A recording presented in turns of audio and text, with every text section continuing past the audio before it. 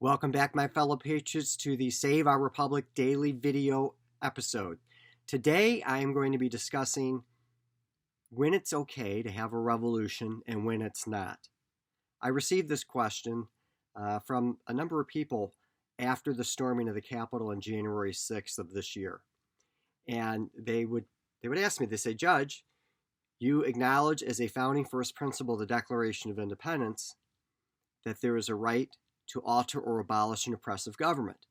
And the people that stormed the Capitol, that's what they believed that they were doing, that they had an oppressive government, they were storming it, and isn't that an excuse for what they did? And let me explain this very carefully. If you review the Declaration of Independence, and I would really suggest that you spend some time either reading the Declaration itself or, even better, listening to the Patriot Lessons American History and Civics podcast that Patriot Week has been placing out and publishing for over a year, because we are actually going through the Declaration of Independence line by line, and we are now in the middle of our grievances.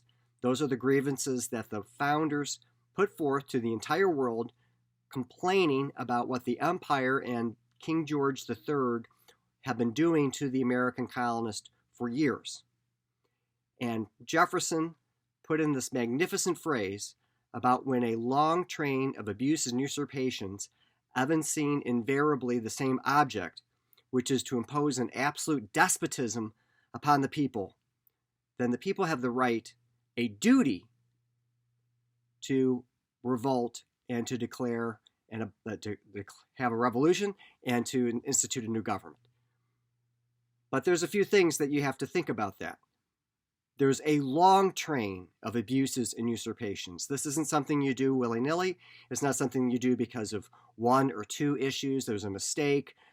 There has been a bad administration. There has been a really dreadful law that has been passed. It's a long train. And the founders explained what that long train was when they listed 27 grievances against the empire. And actually, inside of many of those grievances are kind of sub-grievances. So there's a huge, huge list, 27. There's this idea that it was all about taxation without representation. It was about money. The 1619 Project from the New York Times says it's about preserving slavery.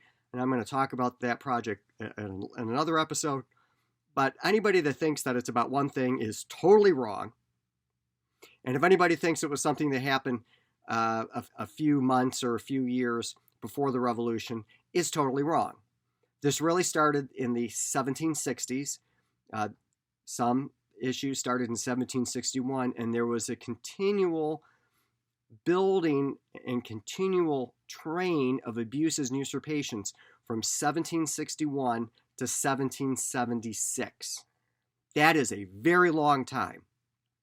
And it was obvious that the empire was not going to change its mind. It was imposing and infringing upon the colonists repeatedly over and over and over again, and even looked like when it was going to retreat, it just came back and did more oppression. So for those that want to justify what happened at the U.S. Capitol in connection with the Declaration, I think they really have missed their history and the philosophical foundations. And I'm not going to say whether or not they had grievances or not grievances about what was going on. The deeper point is that the violence that happened wasn't justified by a long train of abuses and usurpations, nor was it justified by an object that invariably was suggesting an absolute despotism upon the people. In the end, there was an election, there was reform that had been taking place, and that there were other outlets and channels for changing the government other than the violent overthrow of the government.